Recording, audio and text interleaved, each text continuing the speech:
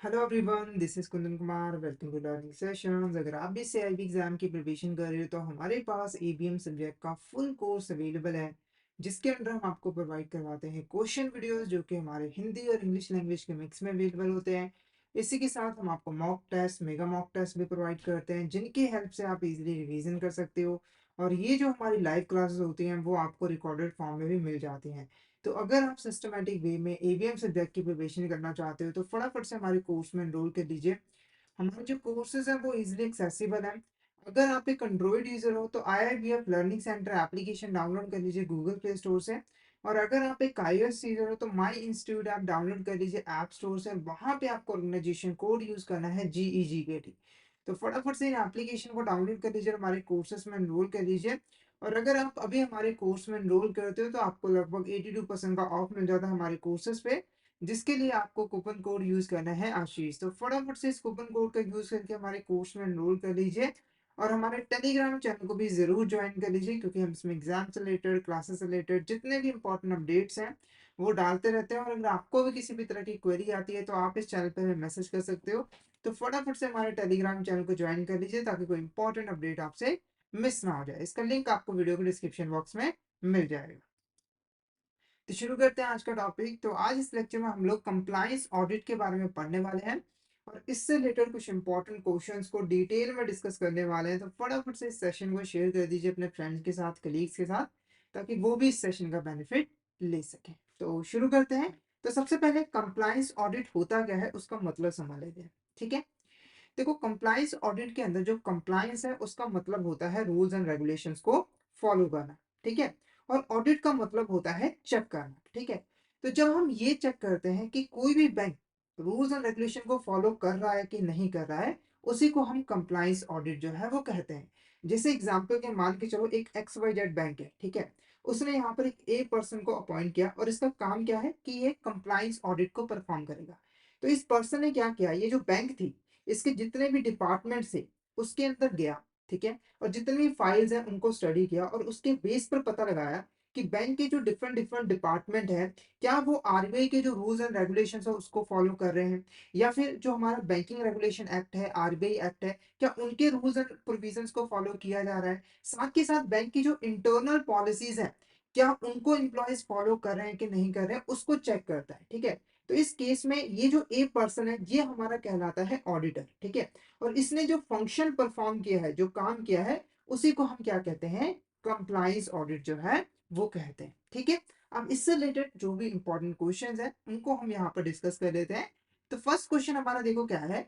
Dash is an approach where internal auditing activities are focused on identifying, assessing and managing risk within the bank operation। ठीक है। तो एक ऐसी approach जिसके अंदर जो इंटरनल ऑडिटिंग एक्टिविटीज है उनको इस तरीके से परफॉर्म किया जाता है ताकि जो बैंक के ऑपरेशन से रिलेटेड जितने भी रिस्क हैं उनको आइडेंटिफाई किया जा सके, उनको असेस किया जा सके और उनको प्रॉपरली जो है वो मैनेज किया जा सके, ताकि बैंक को किसी भी तरह के लॉस से बचाया जा सके। ऑप्शन है randomize internal audit, comprehensive internal audit, risk based internal audit या फिर रूटीन इंटरनल ऑडिट। तो option C is a correct answer. Risk based internal audit is a correct answer. तो इसके अंदर हम करते क्या है, तो बैंक के जितने भी इंटरनल ऑपरेशंस होते हैं, जितने भी इंटरनल पॉलिसीज होते हैं, उसको हम अच्छे तरीके से स्टडी करते हैं, जिसके बेस पर हम ये पता लगाते हैं कि एक बैंक कौन कौन से रिस्क फेस कर रहा है। ठीक है। और उस रिस्क को मैनेज करने के लिए बैंक के पास कौन कौन सी यहाँ पर स्ट्रेटजीज अवेलेबल है। ठीक है। जिससे हम ये पता लगाते हैं कि बैंक अपने रिस्क को प्रॉपरली मैनेज कर पाएगा या फिर नहीं कर पाएगा। और अगर कहीं पे इंप्रूवमेंट की जरूरत है तो वो भी हमें यहाँ पर करनी चाहिए। तो ऑप्शन सी हमारा यहाँ पर क्या होगा, करेक्ट आंसर रहेगा। नेक्स्ट क्वेश्चन देखो। Which of the following is not a की एलिमेंट ऑफ आरबीएआई, यानी कि रिस्क बेस्ड इंटरनल ऑडिट का इसमें से कौन सा की एलिमेंट नहीं होता है। तो ऑप्शन ए असेसिंग रिस्क मैनेजमेंट प्रोसेस। ठीक है। तो जितने भी हमारे रिस्क मैनेजमेंट प्रोसेस है उसको असेस करना, तो बिल्कुल ये एलिमेंट होता है। तो इस एलिमेंट के अंदर हमारा जो ऑडिटर है, ठीक है, वो बैंक के जितने भी रिस्क को मैनेज करने के लिए प्रोसेसेस हैं, पॉलिसीज हैं, स्ट्रेटजीज हैं, उनको प्रॉपरली असेस करता है ताकि वो पता लगा पाए कि बैंक जो भी रिस्क ले रहा है क्या उसको वो प्रॉपरली मैनेज कर पाएगा या फिर नहीं कर पाएगा। उसके बाद मॉनिटरिंग रिस्क मिटिगेशन स्ट्रेटजी, ठीक है। अब देखो, अब एक बैंक अपनी रिस्क को मिटिगेट करने के लिए, कम करने के लिए कुछ पॉलिसीज बनाता है, कुछ स्ट्रेटजीज बनाता है और उसको इम्प्लीमेंट करता है, ठीक है। तो इसके अंदर हम क्या करते हैं, उन ये जो पॉलिसीज हमने इम्प्लीमेंट की है, जो स्ट्रेटजी हमने इम्प्लीमेंट की है, ये सही तरीके से काम कर रही है कि नहीं कर रही है, वो चीज हम यहाँ पर चेक करते हैं। कैसे करते हैं, तो इन स्ट्रेटजीज को मॉनिटर करके कि ये स्ट्रेटजीज कैसा परफॉर्म कर रहे हैं, इससे क्या रिजल्ट हमें जो है वो मिल रहे हैं, क्या हम रिस्क को मिटिगेट कर पा रहे हैं या फिर नहीं कर पा रहे हैं, ठीक है। उसके बाद परफॉर्मिंग फाइनेंशियल स्टेटमेंट ऑडिट, तो फाइनेंशियल स्टेटमेंट्स की ऑडिटिंग परफॉर्म करना, तो ये हमारा एलिमेंट नहीं होता है, क्योंकि जो रिस्क बेस्ड इंटरनल ऑडिट होता है वो बेसिकली रिस्क के साथ जो है वो जुड़ा होता है, ठीक है। तो नन जो हमारा ऑप्शन सी होगा, ये हमारा क्या होगा, करेक्ट आंसर होगा, ये रिस्क बेस्ड इंटरनल ऑडिट का कंपोनेंट नहीं होता है। नेक्स्ट क्वेश्चन देखो, the objective of risk based internal auditor, जो हमारा रिस्क बेस्ड इंटरनल ऑडिट होता है, उसके क्या क्या ऑब्जेक्टिव्स होते हैं। पहला देखो, provide assurance to board and top management about the adequacy and effectiveness of risk management and control framework in bank operations, ठीक है। तो इसका मेन जो ऑब्जेक्टिव होता है ये होता है कि जो हमारा बोर्ड है, ठीक है, या फिर जो टॉप मैनेजमेंट है, उसको एश्योरेंस प्रोवाइड की जाए कि बैंक जो भी रिस्क मैनेजमेंट और कंट्रोल फ्रेमवर्क को यूज कर रहा है रिस्क को मैनेज करने के लिए, वो एडिक्यूट है, यानी कि हम उससे आसानी से रिस्क को मैनेज कर पाते हैं। क्योंकि देखो, जब ऑडिटिंग परफॉर्म की जाती है ना, तो उससे हमें पता लगता है कि जो हमारा फ्रेमवर्क है रिस्क को मैनेज करने का, क्या वो इफेक्टिव है या फिर नहीं है, कहीं उसमें कोई खामी तो नहीं है, कहीं उसमें इंप्रूवमेंट करने की जरूरत नहीं है, ठीक है। जब ये सारी चीजें फाइंड आउट कर ली जाती है, तो एक तरीके से बोर्ड को एश्योरेंस मिल जाती है कि हमारा जो फ्रेमवर्क है वो सही तरीके से काम कर रहा है। उसके बाद to examine the working of branch access point from the point of view of vulnerability and susceptibility to fraud and suggest measures to prevent the same, ठीक है। तो जितने भी हमारे ब्रांचेस होते हैं बैंक के, जितने भी एक्सेस पॉइंट्स होते हैं, उसकी वर्किंग को एग्जामिन करना कि वो किस तरीके से काम कर रहे हैं, ताकि हम अगर किसी भी तरह की वल्नरेबिलिटी है तो उसको फाइंड आउट कर सके, ठीक है। साथ के साथ अगर कोई भी किसी भी तरह का फ्रॉड हो रहा है, तो उसको हम आइडेंटिफाई कर सके और कुछ मेजर्स सजेस्ट कर सके सामने वाले पर्सन को, ब्रांच मैनेजर को, ताकि वो यहाँ पर इन फ्रॉड्स को, इन वल्नरेबिलिटी को प्रिवेंट कर सके। उसके बाद to verify adherence to guidance directive issued by RBI other statutory authorities, तो ये भी हमारा ऑब्जेक्टिव होता है। तो हम ये भी पता लगाते हैं कि आरबीआई ने या फिर जो अदर स्टैट्यूटरी अथॉरिटीज है, जैसे सेबी हो गया, उसने जो भी गाइडेंस और डायरेक्टिव इशू किए हैं, क्या उनको प्रॉपरली फॉलो किया जा रहा है या फिर नहीं किया जा रहा है। तो ये सारे के सारे हमारे ऑब्जेक्टिव्स होते हैं रिस्क बेस्ड इंटरनल ऑडिट के। तो ऑप्शन डी हमारा यहाँ पर क्या होगा, करेक्ट आंसर होगा, all of the above is a correct answer. Next question देखो, which of this statement is not correct regarding the principle of internal audit function, ठीक है। तो जब भी हम इंटरनल ऑडिट को परफॉर्म करते हैं ना, तो यहाँ पर हमें कुछ प्रिंसिपल्स फॉलो करने पड़ते हैं, ताकि हमारा जो इंटरनल ऑडिट फंक्शन है वो इफेक्टिव रहे, उससे हमें ज्यादा से ज्यादा बेनिफिट मिल सके। तो इस क्वेश्चन का आंसर जानने से पहले इन प्रिंसिपल्स के बारे में थोड़ा सा डिस्कस कर लेते हैं, ताकि आप आसानी से इस क्वेश्चन का आंसर कर पाओ, ठीक है। तो हम मेनली यहाँ पर जो मेन 12 प्रिंसिपल्स है उसके बारे में हम यहाँ पर डिस्कस करेंगे। तो सबसे पहला जो प्रिंसिपल है वो प्रिंसिपल वन है।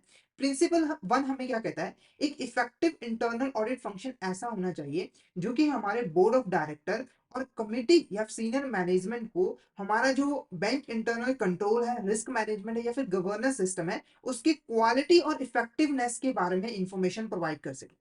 यानी कि हमारा इंटरनल ऑडिट फंक्शन ऐसा हो कि बोर्ड को पता लग सके कि बैंक जो internal control risk management strategies को यूज कर रहा है, वो बैंक के लिए बेनिफिशियल है या फिर नहीं है। हम इसको प्रॉपर, इस स्ट्रेटजी से प्रॉपरली रिस्क को मैनेज कर पाएंगे नहीं कर पाएंगे, उसके बारे में पता लग सके, ताकि बोर्ड जो है इसके रिगार्डिंग कोई भी इंपॉर्टेंट डिसीजंस ले सके, ठीक है। उसके बाद आता है हमारा प्रिंसिपल टू। प्रिंसिपल टू कहता है कि हमारा जो इंटरनल ऑडिट फंक्शन है ना, वो इंडिपेंडेंट होना चाहिए। इंडिपेंडेंट होने का मतलब क्या है, कि इसके पास प्रॉपर अथॉरिटी होनी चाहिए, ताकि जो ऑडिट फंक्शन है उसको प्रॉपरली परफॉर्म कर सके। आप ही सोच के देखो, अगर एक ऐसा पर्सन है, ठीक है, या फिर ऑडिटर है, जिसके पास अथॉरिटी ही नहीं है किसी चीज को चेक करने की, क्या वो ऑडिट अच्छे तरीके से परफॉर्म करेगा? बिल्कुल नहीं। तो हमें इसको प्रॉपर अथॉरिटी प्रोवाइड करनी है, ताकि वो उस अथॉरिटी का यूज करके, पावर का यूज करके सभी चीजों को प्रॉपरली चेक कर सके, ठीक है। साथ ही साथ इनके पास रिसोर्सेज भी होने चाहिए, मतलब कि इनके पास प्रॉपर रिसोर्सेज हो, ताकि ये ऑडिटिंग फंक्शन परफॉर्म कर सके, किसी भी तरह की इनको प्रॉब्लम नाम, ठीक है? और ये सारी चीज़ें इंश्योर करने का काम जो है वो बोर्ड ऑफ डायरेक्टर का होता है। उसके बाद है प्रिंसिपल थर्ड। प्रिंसिपल थर्ड कहता है कि जो हमारा इंटरनल ऑडिटर है, जो कि इंटरनल ऑडिट फंक्शन को परफॉर्म करता है ना, उसकी नॉलेज और एक्सपीरियंस जो है वो बहुत ज़्यादा ज़रूरी होती है हमारे इंटरनल ऑडिट फंक्शन के लिए। यानी कि हमारा जो इंटरनल ऑडिट फंक्शन है, वो कैसा होगा, वो डिपेंड करता है कि जो हमारे इंटरनल ऑडिटर हैं, ठीक है? उनकी नॉलेज क्या है, उनके पास कितना एक्सपीरियंस है। जितनी ज़्यादा नॉलेज होगी, जितनी ज़्यादा एक्सपीरियंस होगी, वो उतने अच्छे तरीके से ही इंटरनल ऑडिट फंक्शन को परफॉर्म कर सकते हैं। यानी कि ये प्रिंसिपल इंश्योर करता है कि जो इंटरनल ऑडिटर है, वो कॉम्पिटेंट होने चाहिए। उसके बाद आता है हमारा प्रिंसिपल फोर, ठीक है? प्रिंसिपल फोर हमें कहता है कि जो इंटरनल ऑडिटर है ना, उनका जो बिहेवियर है वो एथिकल होना चाहिए। एथिकल होने का मतलब क्या है? वो ऑनेस्टी के साथ, फेयरनेस के साथ, ट्रांसपेरेंसी के साथ जो है अपने फंक्शंस को परफॉर्म करे, किसी भी तरह का फ्रॉड वगैरह ना कर सके, ठीक है? उसके बाद प्रिंसिपल फाइव कहता है कि बैंक के पास एक प्रॉपर इंटरनल ऑडिट पॉलिसी होनी चाहिए, जिसके अंदर इंटरनल ऑडिट का पर्पस, स्टैंडिंग, अथॉरिटी, ये सारी चीजें जो है क्लियरली स्पेसिफाई की होनी चाहिए। यानी कि हमें पहले से ही पता होना चाहिए कि जो इंटरनल ऑडिट फंक्शन है उसको हम क्यों परफॉर्म करें, हमारा क्या पर्पस है, हमारे पास क्या अथॉरिटी है और हमारे पास क्या क्या रिसोर्सेज अवेलेबल है, ठीक है? ताकि आगे चलकर किसी भी तरह का कंफ्लिक्ट ना हो। उसके बाद है हमारा प्रिंसिपल सिक्स। प्रिंसिपल सिक्स हमें इंटरनल ऑडिट फंक्शन के स्कोप के बारे में बताता है। तो प्रिंसिपल सिक्स के अकॉर्डिंग हमारा जो इंटरनल ऑडिट फंक्शन का स्कोप होता है, उसके अंदर हमारी बैंकिंग ग्रुप की जितनी भी एक्टिविटीज हैं और जितनी भी एंटिटीज हैं, वो सारी की सारी इन्वॉल्व होती है। यानी कि जब हम इंटरनल ऑडिट फंक्शन परफॉर्म करते हैं, तो बैंकिंग ग्रुप के अंदर सभी एक्टिविटी को चेक किया जाता है, सभी एंटिटीज को चेक किया जाता है, ताकि हम पता लगा सके कि हमारा जो इंटरनल ऑडिट फंक्शन है, मतलब कि जो रिस्क वगैरह है उनको प्रॉपर्ली मैनेज किया जा रहा है या फिर नहीं किया जा रहा है, रूल्स एंड रेगुलेशन को फॉलो किया जा रहा है या फिर नहीं, ठीक है? उसके बाद है प्रिंसिपल सेवन। प्रिंसिपल सेवन कहता है कि जो रेगुलेटरी मैटर्स है ना, उनको हमें इंक्लूड करना है इंटरनल ऑडिट फंक्शन के स्कोप के अंदर। यानी कि आरबीआई ने जो रूल्स स्पेसिफाई किए हैं, जो प्रोविजन स्पेसिफाई किए, जो गाइडेंस दिए हैं, उनको भी हमें इंक्लूड करना है इसके अंदर, ताकि ये चेक किया जा सके कि आरबीआई की जो गाइडलाइंस है, जो रेगुलेटरी गाइडलाइंस है, डायरेक्टिव्स हैं, उनको प्रॉपर्ली फॉलो किया जा रहा है या फिर नहीं, ठीक है? उसके बाद है प्रिंसिपल एट। प्रिंसिपल एट कहता है कि जो बैंक है ना, उसको एक परमानेंट इंटरनल ऑडिट फंक्शन की जरूरत है। मतलब कि ऐसा ना हो कि बैंक ने बस कुछ महीनों के लिए यहाँ पर डिपार्टमेंट बनाया इंटरनल ऑडिट फंक्शन परफॉर्म करने के लिए, उसके बाद उसको बंद कर दिया। ऐसा बिल्कुल भी नहीं होना चाहिए। एक परमानेंट इंटरनल ऑडिट फंक्शन जो है वो होना चाहिए, ताकि परमानेंटली बेसिस पे, हर समय कंटिन्यूस बेसिस पे चेकिंग जो है वो की जा सके, कंप्लायंस ऑडिट परफॉर्म की जा सके।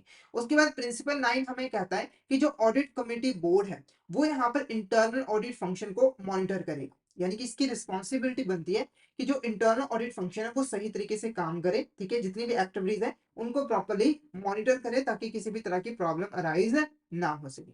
उसके बाद है हमारा प्रिंसिपल टेन। प्रिंसिपल टेन हमें बताता है कि जितने भी मैटर्स हमारे परफॉर्मेंस के साथ रिलेटेड हैं, यानी कि हमारे जितने भी मैंडेट डिस्क्राइब किए गए हैं इंटरनल ऑडिट पॉलिसी के अंदर, जो जो फंक्शन हमें परफॉर्म करने हैं, उन सभी से रिलेटेड जो मैटर्स हैं, उनको ओवरसी करने का काम हमारा बोर्ड या फिर ऑडिट कमेटी जो है वो करेगा। यानी कि अगर हमने पॉलिसी के अंदर कुछ फंक्शन स्पेसिफाई किए हैं, कुछ रूल्स किए हैं, तो उनको प्रॉपरली फॉलो करना, किया जा रहा है कि नहीं किया जा रहा है, उसको ओवरसी करने का काम, मॉनिटर करने का काम बोर्ड या फिर ऑडिट कमेटी परफॉर्म करता है। उसके बाद है हमारा प्रिंसिपल इलेवन, ठीक है? प्रिंसिपल इलेवन जो है वो कहता है कि जो हेड ऑफ इंटरनल ऑडिट है, वो रिस्पॉन्सिबल होता है कि जो इंटरनल ऑडिट फंक्शन है वो इंटरनल ऑडिटिंग स्टैंडर्ड्स को फॉलो करके परफॉर्म किया जा सके। यानी कि जब भी इंटरनल ऑडिट फंक्शन को परफॉर्म किया जाएगा, तो हमारा जो इंटरनल ऑडिट है, ठीक है, जो इंटरनल ऑडिटर है, वो इंश्योर करेगा, ठीक है? तो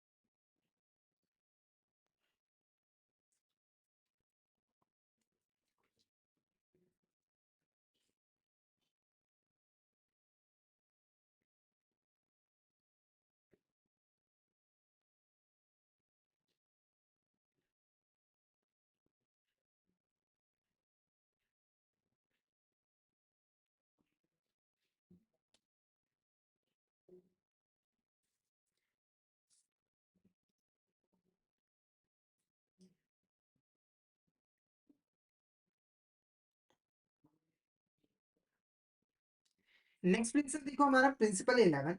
प्रिंसिपल 11 कहता है कि जो हेड है हमारा इंटरनल ऑडिट का, ठीक है, वो इंश्योर करे कि जो हमारा इंटरनल ऑडिट फंक्शन है वो प्रॉपर इंटरनल ऑडिटिंग स्टैंडर्ड्स को फॉलो करके ही परफॉर्म किया जा सके। देखो जब भी हम कोई फंक्शन परफॉर्म करते हैं ना, तो उसके कुछ स्टैंडर्ड्स होते हैं, बेस्ट प्रैक्टिसेस होते हैं, तो ऐसे ही हमारे इंटरनल ऑडिट फंक्शन के भी कुछ स्टैंडर्ड्स हैं। तो जो हेड है इंटरनल ऑडिट डिपार्टमेंट का, वो इंश्योर करे कि इन स्टैंडर्ड को फॉलो करके ही इंटरनल ऑडिट फंक्शन को परफॉर्म किया जा सके, ताकि हाँ जो इंटरनल ऑडिट फंक्शन है वो इफेक्टिव हो सके। उसके बाद है हमारा प्रिंसिपल 12। प्रिंसिपल 12 कहता है कि जो इंटरनल ऑडिट फंक्शन है वो इंडिपेंडेंटली हमारे जो इंटरनल कंट्रोल है, रिस्क मैनेजमेंट और गवर्नेंस सिस्टम है, उसकी इफेक्टिवनेस और एफिशिएंसी को असेस कर सके। यानी कि इसके पास इतनी अथॉरिटी हो कि वो आसानी से देख पाए कि जो बैंक का इंटरनल कंट्रोल, रिस्क मैनेजमेंट और गवर्नेंस सिस्टम है वो प्रॉपर तरीके से काम कर रहा है या फिर नहीं कर रहा है, उसकी एफिशिएंसी कैसी है, उसकी इफेक्टिवनेस कैसी है। ठीक है, तो ये कुछ हमारे इंपॉर्टेंट प्रिंसिपल्स थे। अब क्वेश्चन के ऊपर चलते हैं। आई होप आपको ये प्रिंसिपल अच्छे से क्लियर हो गए होंगे। क्वेश्चन पूछ रहा था कौन सी स्टेटमेंट जो है वो करेक्ट नहीं है regarding the principle of internal audit function. तो प्रिंसिपल 1 कह रहा है internal audit assure board management on the effectiveness of control, risk management and governance. यानी कि जो इंटरनल ऑडिट है वो एश्योरेंस प्रोवाइड करे बोर्ड एंड मैनेजमेंट को कि हमारा जो रिस्क मैनेजमेंट, कंट्रोल और गवर्नेंस सिस्टम है वो इफेक्टिव है। ठीक है, तो ये स्टेटमेंट बिल्कुल करेक्ट है। उसके बाद principle 2, internal audit must be independent and have authority to objectively assess audited activities. तो जो इंटरनल ऑडिटिंग है वो इंडिपेंडेंट होनी चाहिए। तो ये भी स्टेटमेंट क्या है, बिल्कुल करेक्ट है। इसके पास अथॉरिटी और रिसोर्सेज भी होने चाहिए। उसके बाद है प्रिंसिपल थर्ड। प्रिंसिपल थर्ड कह रहा है competence of internal auditor is crucial for effective audit function. तो कह रहा है कि जो ऑडिटर्स हैं उनकी कॉम्पिटेंसी जो है वो क्रूशियल रोल प्ले करती है इफेक्टिव ऑडिट फंक्शन के अंदर। तो ये भी स्टेटमेंट क्या है, बिल्कुल करेक्ट है। उसके बाद है principle 4, internal auditors are encouraged to act with integrity but it's not a requirement. ठीक है, तो प्रिंसिपल 4 कहता है कि जो इंटरनल ऑडिटर है उनको एनकरेज किया जाता है कि वो एथिकली फंक्शंस को परफॉर्म करे, इंटीग्रिटी के साथ फंक्शंस को परफॉर्म करे। पर ये सिर्फ हम एनकरेजमेंट देते हैं, ये कोई रिक्वायरमेंट नहीं होती है। तो ये स्टेटमेंट क्या है, गलत है, क्योंकि प्रिंसिपल 4 कहता है कि जो हमारा इंटरनल ऑडिटर है वो एथिकली अपने फंक्शंस को परफॉर्म करे, इंटीग्रिटी के साथ फंक्शन को परफॉर्म करे। तो ये एक रिक्वायरमेंट है, ना कि जस्ट एनकरेजमेंट। ठीक है, ऑप्शन डी हमारा क्या होगा, करेक्ट आंसर होगा, क्योंकि ये जो है वो करेक्ट नहीं है regarding the principles of audit function. ठीक है, नेक्स्ट क्वेश्चन देखो हमारा क्या है, who is ultimately responsible for insuring the proper functioning of internal audit department including it's independence and resources. तो इसका जो आंसर है वो ऑप्शन बी है। ठीक है, board of director is the correct answer. तो जो बोर्ड ऑफ डायरेक्टर है वो रिस्पॉन्सिबल होते हैं कि जो इंटरनल ऑडिट डिपार्टमेंट है वो प्रॉपर तरीके से यहाँ पर फंक्शन कर सके। ठीक है, इसके लिए जो बोर्ड ऑफ डायरेक्टर है वो इंटरनल ऑडिट डिपार्टमेंट को इंडिपेंडेंस भी प्रोवाइड करते हैं और उनको रिसोर्सेज भी प्रोवाइड करते हैं। ठीक है, ताकि जो ऑडिटिंग है वो प्रॉपरली की जा सके। ठीक है, नेक्स्ट क्वेश्चन देखो, which of the following is a responsibility of audit committee of the board. इसमें से कौन सी हमारी रिस्पॉन्सिबिलिटी होती है audit committee of the board का। तो audit committee of the board क्या है, तो हमारे बोर्ड ऑफ डायरेक्टर का ही एक सब पार्ट होता है जो कि रिस्पॉन्सिबल होता है हमारी जितनी भी ऑडिट, इंटरनल ऑडिट फंक्शन है उसको मॉनिटर करने के लिए, इंश्योर करने के लिए जो इंटरनल ऑडिट फंक्शन है वो प्रॉपरली परफॉर्म किया जा रहा है। तो इसकी कुछ रिस्पॉन्सिबिलिटीज बनती हैं।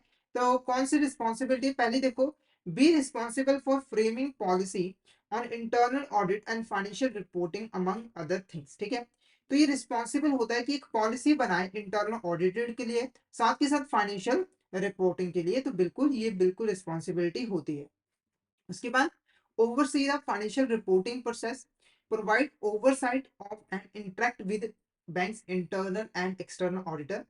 तो जो फाइनेंशियल रिपोर्टिंग प्रोसेस है उसको मॉनिटर करने का काम भी इसका ही होता है। साथ के साथ ये इंटरनल और एक्सटर्नल ऑडिटर के साथ इंटरेक्ट करता है ताकि जो ऑडिटिंग है वो ठीक तरीके से हो सके। तो ये बिल्कुल रिस्पॉन्सिबिलिटी होती है।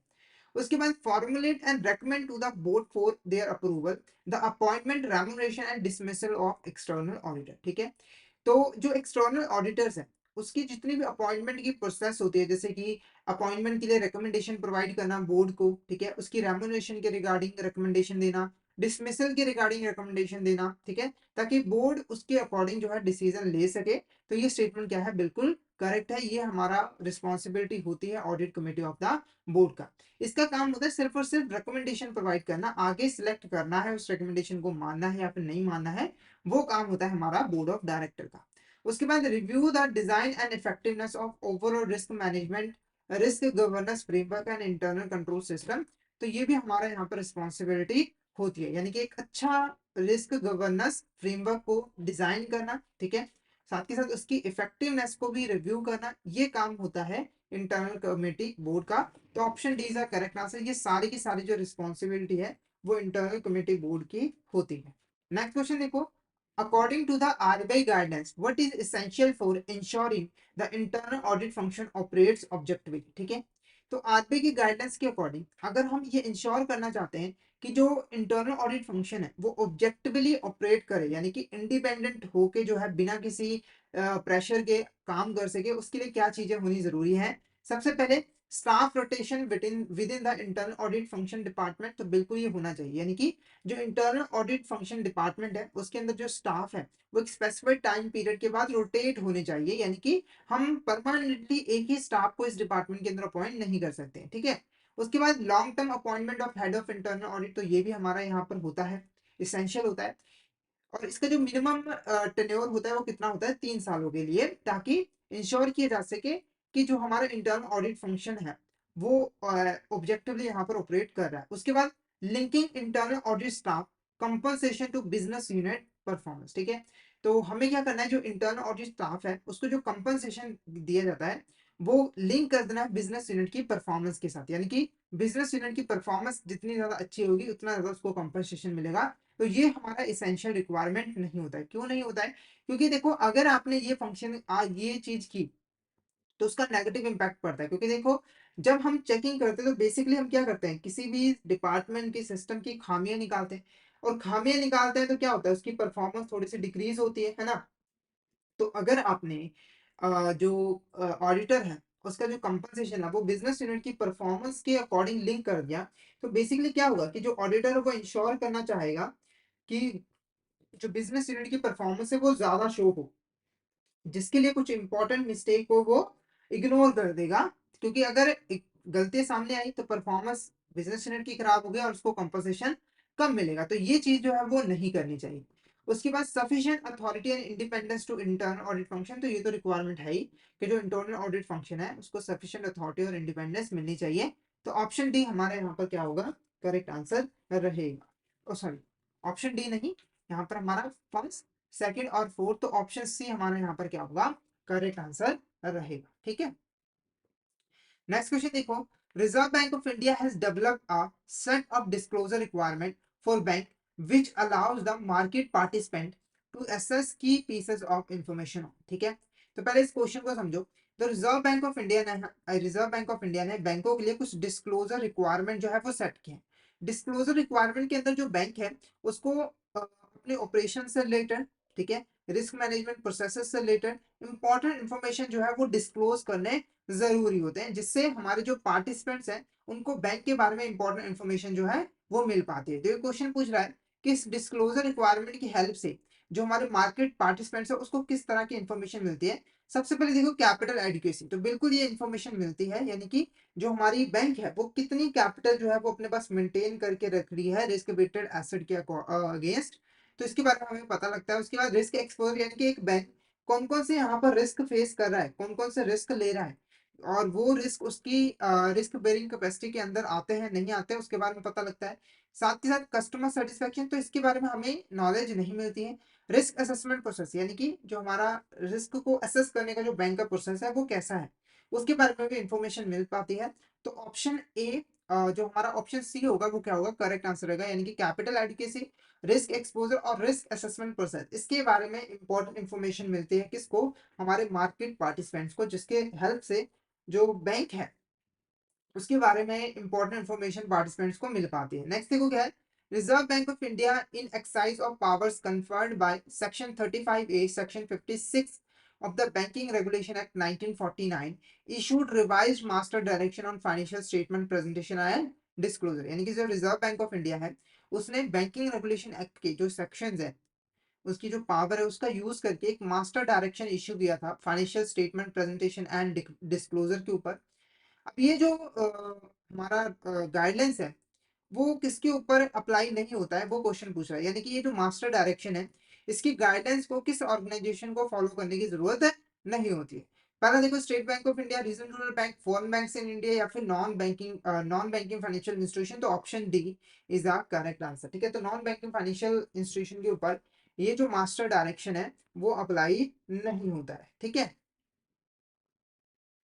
नेक्स्ट देखो, in addition to AS1 disclosure, what additional information regarding revenue recognition must be disclosed according to accounting standard 9। ठीक है, तो अकाउंटिंग स्टैंडर्ड 9 के अकॉर्डिंग जो रेवेन्यू रिकॉग्निशन है, ठीक है, उसके रिगार्डिंग कौन सी एडिशनल इंफॉर्मेशन बैंक को डिस्क्लोज करनी पड़ती है। पहला, the specific accounting method use for different types of revenue, यानी कि जो डिफरेंट टाइप्स ऑफ रेवेन्यू है उसके लिए हमने कौन सा अकाउंटिंग मेथड यूज किया है उसके बारे में इंफॉर्मेशन देनी पड़ती है। या फिर the total amount of revenue generated from each product and services, यानी कि हमने जो टोटल रेवेन्यू जनरेट किया है ईच प्रोडक्ट और सर्विस से उसे स्पेसिफाई करना पड़ता है। या फिर the circumstances where revenue recognition has been postponed due to uncertainty, यानी कि वो सिचुएशन जिसके अंदर जो रेवेन्यू रिकॉग्निशन है उसको अनसर्टेनिटी की वजह से पोस्टपोन कर दिया गया है, यानी कि अभी तक हमने उसको रिकॉग्नाइज नहीं किया है। या फिर to the breakdown of revenue by geographical location. तो option C is the correct answer, यानी कि हमारा जो बैंक है उसको अकाउंटिंग स्टैंडर्ड 9 के अकॉर्डिंग रेवेन्यू रिकॉग्निशन के रिगार्डिंग ये एडिशनल इन्फॉर्मेशन कि ऐसी कौन सी सिचुएशन है जिसके अंदर जो रेवेन्यू रिकॉग्निशन है उसको हम अनसर्टेनिटी की वजह से पोस्टपोन किए हैं, उसके बारे में इंपॉर्टेंट इन्फॉर्मेशन देनी जरूरी होती है। नेक्स्ट क्वेश्चन देखो, which of statement is correct regarding accounting standard 17 segment reporting. ठीक है, तो सेगमेंट रिपोर्टिंग का मतलब है कि जो बैंक है उसको अपने डिफरेंट डिफरेंट सेगमेंट्स में जो है पहले डिवाइड करना है खुद को, फिर उसकी रिपोर्टिंग जो है वो सेपरेटली करनी है। तो कौन सी स्टेटमेंट करेक्ट है। पहला देखो, the business segment would ordinarily be considered as the primary reporting format and geographical segment would be the secondary reporting format. ठीक है, तो पहली स्टेटमेंट क्या कह रही है कि जो बिजनेस सेगमेंट है, ठीक है, उसको हम प्राइमरी रिपोर्टिंग फॉर्मेट जो है वो कंसीडर करेंगे। प्राइमरी रिपोर्टिंग फॉर्मेट के अंदर हम जो मेन फॉर्मेट होता है जिसके अंदर हम अपनी फाइनेंशियल इंफॉर्मेशन को प्रेजेंट करते हैं उसे हम प्राइमरी रिपोर्टिंग फॉर्मेट जो है वो कहते हैं। ठीक है, और इसके अंदर हम अपने जितने भी इंपॉर्टेंट इंफॉर्मेशन है उसको जो है रिपोर्ट करते हैं। सेकेंडरी रिपोर्टिंग फॉर्मेट क्या होता है, जब हम यहाँ पर कुछ एडिशनल फॉर्मेट्स का यूज करते हैं खुद से ताकि हम अपनी कुछ एडिशनल फाइनेंशियल इंफॉर्मेशन के बारे में जो हमारे इन्वेस्टर्स हैं उनको इंफॉर्मेशन प्रोवाइड कर सकें। ठीक है, तो वो हमारा सेकेंडरी रिपोर्टिंग फॉर्मेट जो है वो कहलाता है। तो अगर हम बिजनेस सेगमेंट की रिपोर्टिंग करें तो उसके लिए हमें प्राइमरी रिपोर्टिंग फॉर्मेट का यूज करना है, और जियोग्राफिकल सेगमेंट की बात करें तो वहां पर हमें सेकेंडरी रिपोर्टिंग फॉर्मेट की बात करनी है। तो मतलब कि सेकेंडरी रिपोर्टिंग फॉर्मेट का यूज करना है, तो ये स्टेटमेंट बिल्कुल करेक्ट है। बात करते हैं बिजनेस सेगमेंट है क्या, तो जब जब हम यहाँ पर एक बैंक जो भी बिजनेस परफॉर्म कर रहा है उसके हिसाब से खुद को डिवाइड करता है, जैसे कि treasury, corporate, wholesale, retail banking या फिर other banking operation. Geographical segment क्या होता है, जब हम उसको जियोग्राफी के हिसाब से डिवाइड करते हैं, जैसे कि बैंक डोमेस्टिकली ऑपरेट कर रहा है या फिर इंटरनेशनल सेगमेंट्स के ऊपर ऑपरेट कर रहा है, वो हमारा जियोग्राफिकल सेगमेंट जो है वो कहलाता है। तो ये सभी स्टेटमेंट जो है अकाउंटिंग स्टैंडर्ड 17 के अकॉर्डिंग बिल्कुल करेक्ट है, तो ऑप्शन डी हमारा क्या होगा, करेक्ट आंसर रहेगा। नेक्स्ट देखो क्या है, for disclosing taxes on income bank should primarily follow the guidance set fourth. ठीक है, तो जब बैंक कोई भी इनकम कमाएगा उसके ऊपर वो उसने कितने टैक्सेस यहाँ पर पे किए हैं उसको डिस्क्लोज करने के लिए कौन से अकाउंटिंग स्टैंडर्ड का यूज किया जाता है। Option A accounting standard 5 net profit और loss for the period, prior period, या फिर accounting standard 18 related party disclosure, या फिर accounting standard 22 accounting for taxes on income, या फिर नन ऑफ द अबव। तो option C is the correct answer. हमारा accounting standard 22 बताएगा कि जो टैक्सेस है उसकी रिगार्डिंग अकाउंटिंग कैसे की जाएगी, यानी कि इनकम के ऊपर टैक्स कैसे कैलकुलेट किया जाएगा। बाकी ये जो दो इंपॉर्टेंट स्टैंडर्ड है, अकाउंटिंग स्टैंडर्ड 5, अकाउंटिंग स्टैंडर्ड 18, ये भी काफी इंपॉर्टेंट यहाँ पर स्टैंडर्ड्स है, इनके बारे में भी हमें पता होना चाहिए। तो जो अकाउंटिंग स्टैंडर्ड 5 है वो हमें बेसिकली क्या कहता है कि किसी भी अकाउंटिंग पीरियड के अंदर, किसी भी अकाउंटिंग पीरियड के अंदर, ठीक है, जो भी हमारे ट्रांजेक्शन हुई, ठीक है, उसके ऊपर उस पीरियड से पहले जो ट्रांजेक्शन हुई थी उसका उसका क्या इम्पैक्ट पड़ रहा है। ठीक है, यानी इसको एक एग्जांपल की हेल्प से अगर मैं समझाऊं यहाँ पर, तो मान के चलो हम लोग 2018 और 19 की अकाउंटिंग कर रहे हैं। अकाउंटिंग पीरियड हमें क्या कहता है कि 2018 और 19 की अगर हम अकाउंटिंग कर रहे हैं तो उसी के रिगार्डिंग जो डिटेल्स है उसे हमें फाइनेंशियल स्टेटमेंट के अंदर रिकॉर्ड करनी है। पर कई बार क्या होता है कि पिछले साल की कुछ यहाँ पर ट्रांजेक्शन, जैसे कि 2017 और 18 की बात अगर हम कर ले, ठीक है, तो इसका कोई एक्सपेंस था जो कि गलती से रिकॉर्ड नहीं हुआ था, पर हमें 2018 और 19 के बारे में पता लग गया। अब इस एक्सपेंस को हम इस फाइनेंशियल स्टेटमेंट में एडजस्ट करना चाहते हैं, और जब हम इसको इस फाइनेंशियल स्टेटमेंट के अंदर एडजस्ट करेंगे, यानी कि जब हमारे जो प्रायर पीरियड के आइटम्स थे उसको हम करंट पीरियड में एडजस्ट करते हैं, तो उसका हमारे करंट पीरियड के प्रॉफिट और लॉस पे क्या इंपैक्ट पड़ता है उसके बारे में हमें एडिशनल इन्फॉर्मेशन इस अकाउंटिंग स्टैंडर्ड के अकॉर्डिंग देनी पड़ती है। साथ ही साथ अकाउंटिंग स्टैंडर्ड 18 डील करता है रिलेटेड पार्टी डिस्क्लोजर के ऊपर। रिलेटेड पार्टी डिस्क्लोजर के अंदर क्या है, सिंपली देखो, हमारी जो रिलेटेड पार्टी है, क्या है रिलेटेड पार्टी, इसके बारे में ऑलरेडी मैंने आपको बताया हुआ है। रिलेटेड पार्टी बेसिकली वो पार्टी होते हैं जो कि रिपोर्टिंग एंटिटी के साथ रिलेटेड होती है। तो रिलेटेड पार्टीज के साथ जो भी ट्रांजेक्शन हुई है, जो भी डिटेल्स है, उनको प्रॉपरली डिस्क्लोज करना जरूरी होता है। नेक्स्ट देखो क्या है, disclosure relating to securitization, the notes of account of the originating bank should not indicate. ठीक है, तो ये क्वेश्चन क्या कहना चाह रहा है, देखो, जब भी कोई बैंक यहाँ पर लोन वगैरह देता है, ठीक है, यहाँ पर लोन्स एंड एडवांसेस यहाँ पर देता है, ठीक है, तो कई बार क्या होता है कि जो बैंक है अपनी बैलेंस शीट को क्लियर करना चाहता है, यानी कि कुछ लोन एडवांसेस को निकालना चाहता है, तो वहां पर क्या होता है कि वो सिक्योरिटाइजेशन का सहारा लेता है, जिसके अंदर वो स्पेशल पर्पस व्हीकल को, ये जो एसेट्स है उनको ट्रांसफर कर देता है। ठीक है, अब क्या होता है जनरली, जो हमारी बैंक्स है उसको जितने जितनी भी उसने एसेट्स को सिक्योरिटाइज किया है अपनी, उसकी ना डिटेल्स देनी पड़ती है। उसके लिए वो क्या करता है, बैलेंस शीट के अंदर एक नोट्स बनाता है जिसके अंदर सिक्योरिटाइज एसेट्स के रिगार्डिंग जितनी भी डिटेल्स होती है उसको स्पेसिफाई किया जाता है। तो वो जो नोट्स टू अकाउंट है वो कौन सी इंफॉर्मेशन नहीं शो करता है इनमें से जो यहाँ पर गिवन है।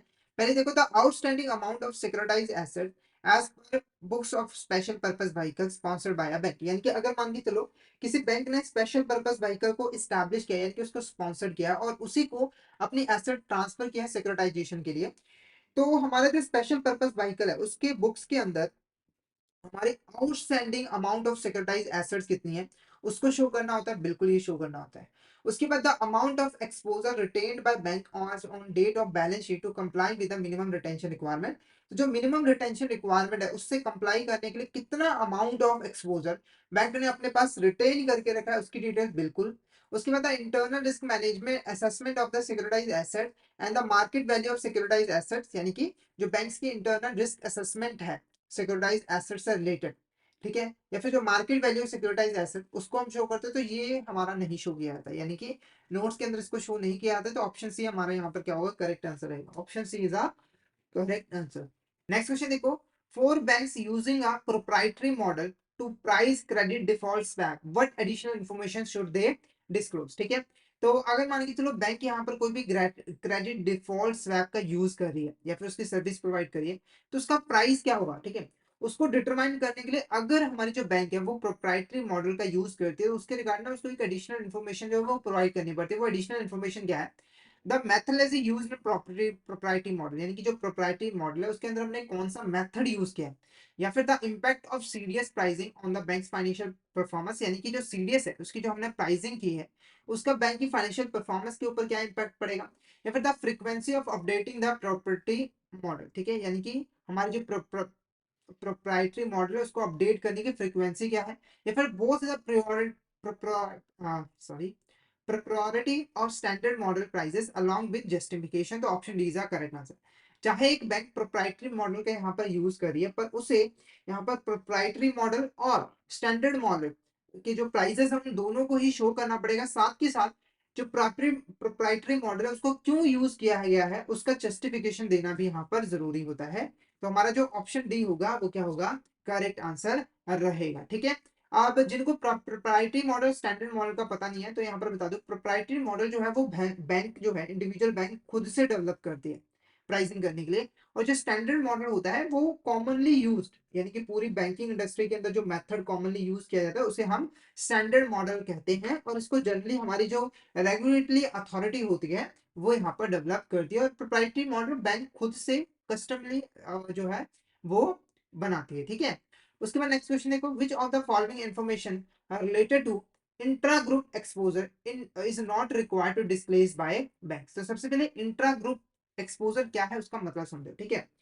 तो सबसे पहले बैंकिंग ग्रुप का मतलब समझो। बैंकिंग ग्रुप क्या होता है, बैंकिंग ग्रुप क्या होता है, ठीक है। सिंपली देखो, अगर हमारा मान के चलो एबीसी बैंक, क्या है, एबीसी बैंक, ठीक है।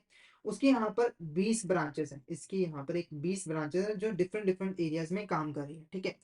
इन 20 ब्रांचेस का जो ग्रुप है ना, उसी को हम क्या कहते हैं, बैंकिंग ग्रुप। यानी कि ये जो 20 ब्रांचेस है वो किसकी ब्रांच है, एबीसी। तो ये क्या है, हमारा एबीसी बैंकिंग ग्रुप जो है वो कहलाता है, यानी कि जो हमारा ओवरऑल बैंक होता है, ठीक है। अब देखो इन ब्रांचेस के अंदर, यानी कि ये जो ग्रुप के मेंबर्स है ब्रांचेस, इसके बीच में भी ना कुछ ट्रांजेक्शन होती रहती हैं, कभी लोन दे दिया कभी लोन ले लिया।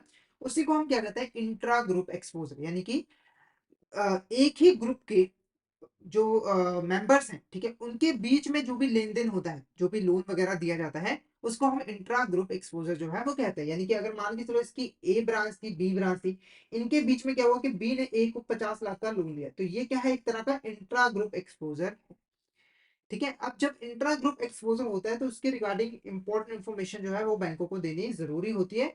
तो कौन सी इन्फॉर्मेशन नहीं डिस्क्लोज करनी पड़ती, वो क्वेश्चन पूछ रहा है। पहला, total amount of intra group exposure, यानी कि टोटल इंट्रा ग्रुप एक्सपोजर है कितना एक बैंकिंग ग्रुप के अंदर, तो बिल्कुल ये इन्फॉर्मेशन डिस्क्लोज करनी पड़ती है। जैसे एग्जांपल के मान के चलो, टोटल जो इंट्रा ग्रुप एक्सपोजर है वो कितना, 100 करोड़, यानी कि आपस में बैंकों ने जो भी लोन वगैरह दिया उसकी वैल्यू 100 करोड़ है, ये इन्फॉर्मेशन दी जाएगी। उसके बाद top 20 individual intra group exposure, यानी कि इसमें से टॉप 20 जो एक्सपोजर है उनको यहाँ पर कैलकुलेट करना है। जैसे कि हो सकता है ना कि एक ट्रांजेक्शन का जो अमाउंट है वो 5 करोड़ है, एक 4 करोड़ है, एक 3 करोड़ है, ठीक है।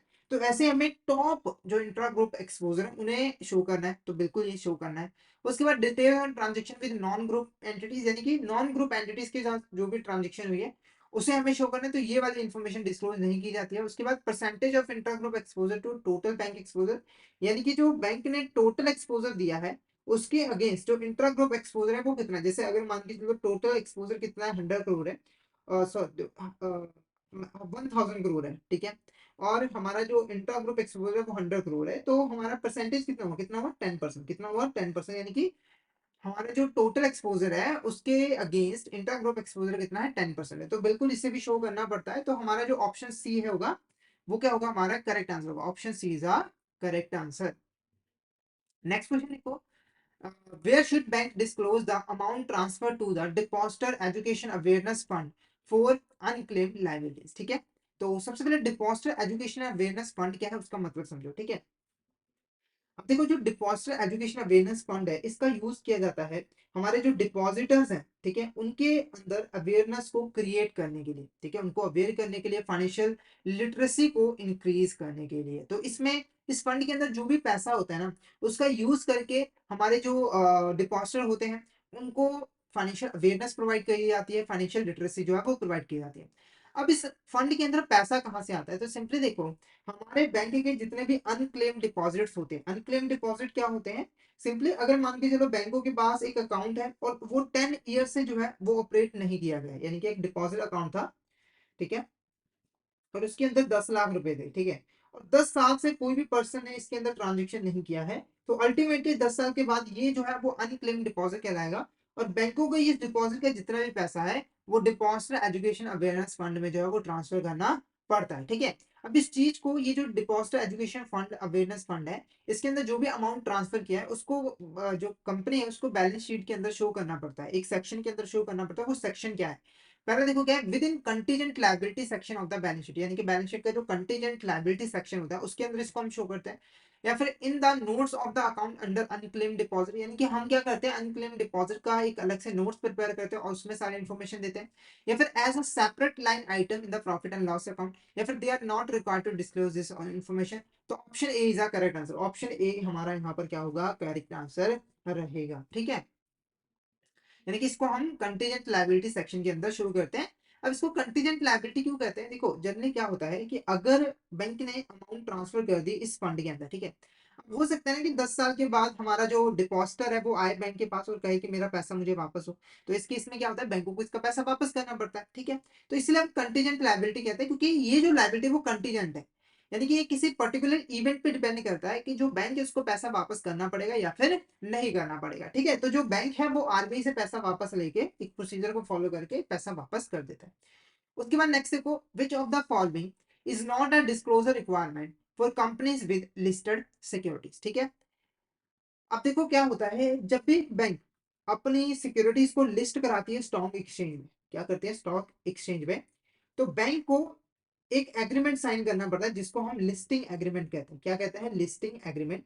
जिसके अंदर एक इंपॉर्टेंट कंडीशन होती है कि हमारा जो बैंक है उसको कुछ इंपॉर्टेंट इंफॉर्मेशन जो है वो डिस्क्लोज करनी पड़ेगी। ठीक है, तो वो डिस्क्लोजर रिक्वायरमेंट के अंदर कौन सी ऐसी इंफॉर्मेशन है जिसको हम इंक्लूड नहीं करते हैं? पहला, notice of record dates and book closure. ठीक है, तो इसको हम इंक्लूड करते हैं। अब ये होते क्या है, तो नोटिस ऑफ रिकॉर्ड डेट वो डेट होती है जिसको बोर्ड ऑफ डायरेक्टर जो है डिसाइड करते हैं, और इस डेट के ऊपर हम ये डिटरमाइन करते हैं कि जो हमारे शेयर होल्डर्स हैं, ठीक है, कौन कौन से शेयर होल्डर जो है वो एलिजिबल है डिविडेंड के लिए, राइट इश्यूज के लिए। जो बोर्ड ऑफ डायरेक्टर इस डेट को डिसाइड करेंगे कि किस शेयर होल्डर को हमें डिविडेंड प्रोवाइड करना है और किस शेयर होल्डर को राइट इश्यूज प्रोवाइड करना है। उसके बाद एनुअल रिपोर्ट एंड उसके बाद एक हमारी बुक क्लोजर डेट भी होती है। इसके अंदर क्या होता है कि हमारे जो शेयर्स ट्रांसफर किए जाते हैं उसके लिए कंपनी ने जो बुक जो है बुक जो मेंटेन की होती है उसको क्लोज कर दिया जाता है, ताकि डिटरमाइन किया जा सके कि इस वक्त कौन कौन से पर्सन हमारी कंपनी के शेयर होल्डर हैं और किनको डिविडेंड मिलना चाहिए। उस बुक क्लोजर को डेट को, जो ट्रांसफर बुक है जिस डेट पर हम उसको क्लोज कर देते हैं। ठीक है, उसके बाद annual reports and account of share holder, बिल्कुल इसको भी डिस्क्लोज करते हैं, यानी कि एनुअल रिपोर्ट्स जो भी है बैंक की और साथ के साथ शेयर होल्डर के जो अकाउंट्स है वो भी। क्वार्टरली फाइनेंशियल रिपोर्ट, बिल्कुल ये भी डिस्क्लोज करते हैं। उसके बाद इंटरनल कंपनी पॉलिसी, तो ये हम डिस्क्लोज नहीं करते। तो ऑप्शन डी हमारा क्या होगा? करेक्ट आंसर होगा। Option D is the correct answer. Next देखो, the disclosure requirement for listed entities that were earlier spelled out listing agreement have now been incorporated in listing regulation. These regulation apply to listed entity who has listed. ठीक है, तो question थोड़ा सा बड़ा है, इसको parts में समझेंगे। सबसे पहले देखो, डिस्क्लोजर रिक्वायरमेंट के बारे में मैंने आपको बता दिया। जो लिस्टेड एंटिटीज हैं जो भी स्टॉक एक्सचेंज के अंदर लिस्ट होती हैं, तो एक्सचेंज के साथ उसे एक एग्रीमेंट करना पड़ता है जिसके अंदर कुछ कंडीशंस होती है कि उसे इंफॉर्मेशन को, इंपॉर्टेंट इंफॉर्मेशन को डिस्क्लोज करना पड़ता है। अब ये जो लिस्टिंग एग्रीमेंट है, ठीक है, इसको ही हमने चेंज करके लिस्टिंग रेगुलेशन बना दिया है। और इस रेगुलेशन के अकॉर्डिंग जो लिस्टेड एंटिटी है उसको किस तरह की सिक्योरिटीज को लिस्ट करवाने पर डिस्क्लोजर रिक्वायरमेंट जो है वो पूरी करनी पड़ती है, यानी ऑब्लिगेशन को फुलफिल करना पड़ता है। पहला, specified securities listed on main board और SME exchange institutional trading platform, बिल्कुल सही है। कुछ स्पेसिफाइड सिक्योरिटीज जो हमारे रेगुलेटरी अथॉरिटीज ने स्पेसिफाई किए हैं, तो अगर उसे हम मेन बोर्ड में लिस्ट करवाते हैं, एसएमए एक्सचेंज में लिस्ट कराते हैं या फिर इंस्टीट्यूशनल ट्रेडिंग प्लेटफॉर्म पे लिस्ट करवाते हैं, तो वहां पर जो है डिस्क्लोजर रिक्वायरमेंट को फुलफिल करना पड़ेगा।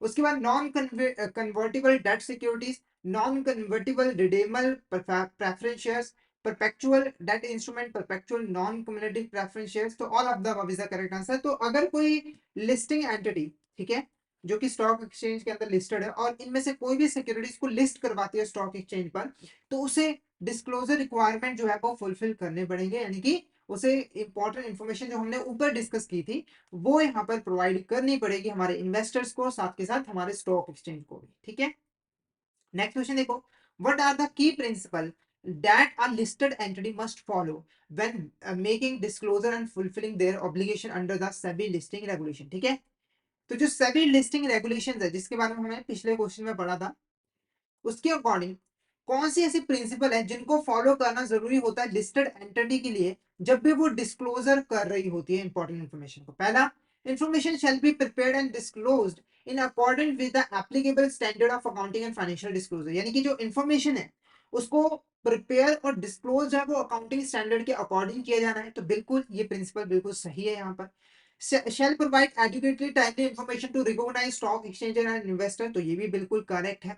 यानी कि हमारे जो लिस्टेड एंटिटी हैं उनको यहाँ पर एडुकेटली और टाइमली इंफॉर्मेशन प्रोवाइड करना पड़ता है रिकॉग्नाइज स्टॉक एक्सचेंज को। साथ ही साथ channel for disseminating disseminating shall provide for equal timely and cost efficient access to relevant information by investor, यानी कि जिस चैनल के थ्रू इंफॉर्मेशन प्रोवाइड की जा रही है वो यहाँ पर जितने भी इन्वेस्टर हैं उनको इक्वल और टाइमली जो है मौका प्रोवाइड करे इंफॉर्मेशन को गेन करने का। साथ के साथ इंफॉर्मेशन को गेन करना ज्यादा महंगा भी नहीं होना चाहिए। उसके बाद filing report statement documents and information which are filed periodically shall contain relevant information, तो जितने भी हमारे रिपोर्ट्स हैं, स्टेटमेंट्स हैं, डॉक्यूमेंट्स हैं जिनको हम periodically बेसिस पे फाइल करें, उसके अंदर बैंक से रिलेटेड इंपॉर्टेंट इन्फॉर्मेशन जो है वो होनी जरूरी है, रेलिवेंट इन्फॉर्मेशन होनी जो है वो जरूरी है। तो option D is the correct answer. तो ये सारे के सारे प्रिंसिपल जो है वो फॉलो किए जाते हैं। नेक्स्ट क्वेश्चन देखो, which of the following event must not be disclose by listed company without applying maternity test. ठीक है, अब ये क्या है, तो जनरली मैंने आपको एक यहाँ पर स्टेटमेंट करवाई है। स्टेटमेंट क्या है कि प्रिंसिपल क्या है कि जो भी रिपोर्ट्स हैं, स्टेटमेंट है, डॉक्यूमेंट्स है ना, उसके अंदर जो भी इंफॉर्मेशन होनी चाहिए ना, वो रेलिवेंट होनी चाहिए।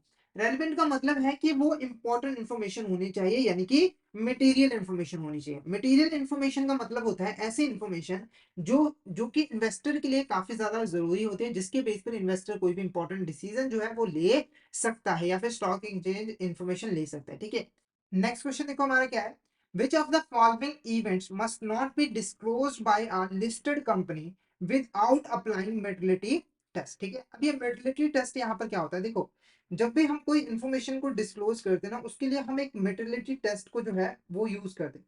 मेटरनिटी टेस्ट के अंदर हम ये पता लगाते हैं कि जो इन्फॉर्मेशन हम डिस्क्लोज कर रहे हैं वो मटेरियल इन्फॉर्मेशन है या फिर नहीं है। मटेरियल इन्फॉर्मेशन का मतलब होता है वो इन्फॉर्मेशन जो कि बहुत ज्यादा जरूरी होती है। ठीक है, पर कुछ इवेंट्स ऐसे भी होते हैं जिसको हम विदाउट मेटरनिटी टेस्ट के ही डिस्क्लोज जो है वो कर देते हैं, जिनके लिए हम मेटरनिटी टेस्ट को परफॉर्म नहीं करते हैं। तो ये क्वेश्चन पूछ रहा था कि इसमें से कौन सी ऐसा इवेंट है जिसको हम डिस्क्लोज नहीं करते हैं विदाउट अप्लाइंग मेटरनिटी टेस्ट, यानी कि बिना मेटरनिटी टेस्ट को अप्लाई किए इसमें से कौन सी ऐसी इंफॉर्मेशन है जिसको हम शो नहीं करते। ठीक है, तो पहला देखो क्या है, issuance of forfeiture of securities, split और consolidation of shares, buyback of securities, यानी कि जो हमने शेयर्स को इश्यू किया है या फिर शेयर को जो फोर फीचर किया है, या फिर स्प्लिट और कंसोलिडेशन ऑफ शेयर्स। ठीक है, या फिर बाय बैक यानी कि हमने सिक्योरिटीज को वापस से खरीद लिया है। फ्रॉड, डिफॉल्ट बाय प्रमोटर और की मैनेजरियल पर्सोनल और बाय द लिस्टेड एंटिटी और अरेस्ट ऑफ की मैनेजरियल पर्सोनल और एंटिटी, यानी कि अगर किसी भी तरह का फ्रॉड किया है, डिफॉल्ट किया है प्रमोटर ने या फिर की मैनेजरियल पर्सोनल ने और उसे अरेस्ट कर लिया गया है, तो वो वाली इंफॉर्मेशन, या फिर change in director, managing director, chief executive officer, chief financial officer, यानी कंपनी सिक्योरिटी, यानी कि की मैनेजरियल पर्सोनल में जो भी चेंज आता है, या फिर कमेंसमेंट और any postponement in the date of commencement of commercial production और commercial operation of unit division. तो हमारा जो ऑप्शन यहाँ पर रहेगा, ऑप्शन डी हमारे यहाँ पर क्या होगा, करेक्ट आंसर रहेगा। तो इसको यहाँ पर नोट को हटा लीजिए यहाँ पर। ठीक है, तो कौन सी इंफॉर्मेशन है जो आप, क्वेश्चन थोड़ा सा यहाँ पर मिस्टेक हो गया था। क्वेश्चन क्या है बेसिकली कि कौन सी ऐसी इवेंट है जिसके रिगार्डिंग जो इन्फॉर्मेशन है वो बिना मेटरनिटी टेस्ट को अप्लाई किए हम डिस्क्लोज करते हैं। तो ऑप्शन डी हमारा यहाँ पर क्या होगा, करेक्ट आंसर रहेगा। तो थोड़ी सी यहाँ पर मिस्टेक है, इसको यहाँ पर ठीक कर लीजिएगा। तो ऑप्शन डी हमारे यहाँ पर क्या होगा, करेक्ट आंसर रहेगा। ठीक है, तो आज के लिए हमारा जो लेक्चर है वो ओवर होता है। तो हमने यहाँ पर जितने भी इंपॉर्टेंट क्वेश्चंस हैं उनको डिटेल में डिस्कस कर लिया है। तो अगर आपको किसी भी तरह का डाउट आता है कंप्लाइंस ऑडिट से रिलेटेड और किसी भी क्वेश्चन के रिगार्डिंग, तो फटाफट से मुझे चैट बॉक्स में मैसेज करके बता सकते हो। और अगर आपको क्लियर हो गया तो फटाफट से चैट बॉक्स में मैसेज करके जरूर बता दीजिएगा कि आपको यहाँ तक क्लियर हो गया है। और अगर आप सिस्टमैटिक वे में एपीएम सब्जेक्ट की प्रिपरेशन करना चाहते हो तो फटाफट से हमारे कोर्स में एनरोल कर लीजिए, जिसके अंदर हम आपको प्रोवाइड करवाते हैं क्वेश्चन वीडियोस जो कि हमारे हिंदी और इंग्लिश लैंग्वेज के मिक्स में अवेलेबल होते हैं। इसी के साथ हम आपको mock test, mega mock test भी प्रोवाइड करते हैं, जिनकी हेल्प से आप इजीली रिवीजन कर सकते हो। और ये जो हमारी लाइव क्लासेस होती हैं वो आपको रिकॉर्डेड फॉर्म में भी मिल जाती हैं। तो अगर आप सिस्टमैटिक वे में एपीएम सब्जेक्ट की प्रिपरेशन करना चाहते हो तो फटाफट से हमारे कोर्स में एनरोल कर लीजिए। हमारे जो कोर्सेज है वो इजीली एक्सेसिबल है। अगर आप एक एंड्रॉइड यूजर हो तो IIPF learning centre application download कर लीजिए गूगल प्ले स्टोर से। और अगर आप एक iOS यूजर हो तो माई इंस्टीट्यूट आप डाउनलोड कर लीजिए ऐप स्टोर से, और वहां पे आपको ऑर्गेनाइजेशन कोड यूज करना है GEGKT। तो फटाफट से इन एप्लीकेशन को डाउनलोड कर लीजिए, हमारे कोर्सेज में एनरोल कर लीजिए। और अगर आप अभी हमारे कोर्स में एनरोल करते हो तो आपको लगभग 82% का ऑफ मिल जाता है हमारे कोर्सेज पे, जिसके लिए आपको कूपन कोड यूज करना है आशीष। तो फटाफट से इस कूपन कोड का यूज करके हमारे कोर्स में एनरोल कर लीजिए। और हमारे टेलीग्राम चैनल को भी जरूर ज्वाइन कर लीजिए, क्योंकि हम इसमें एग्जाम से रिलेटेड, क्लासेस से रिलेटेड जितने भी इंपॉर्टेंट अपडेट्स हैं वो डालते रहते हैं। और अगर आपको भी किसी भी तरह की क्वेरी आती है तो आप इस चैनल पे मैसेज कर सकते हो। तो फटाफट से हमारे टेलीग्राम चैनल को ज्वाइन कर लीजिए ताकि कोई इंपॉर्टेंट अपडेट आपसे मिस ना हो जाए। इसका लिंक आपको वीडियो के डिस्क्रिप्शन बॉक्स में मिल जाएगा। तो आज के लिए इतना ही। अगर सेशन अच्छा लगा तो सेशन को लाइक कर देना, हमारे चैनल को सब्सक्राइब कर देना और शेयर जरूर कर देना अपने फ्रेंड्स के साथ, कलीग्स के साथ, ताकि वो भी इस सेशन का बेनिफिट ले सके। Thank you so much everyone, मिलते हैं नेक्स्ट क्लास में।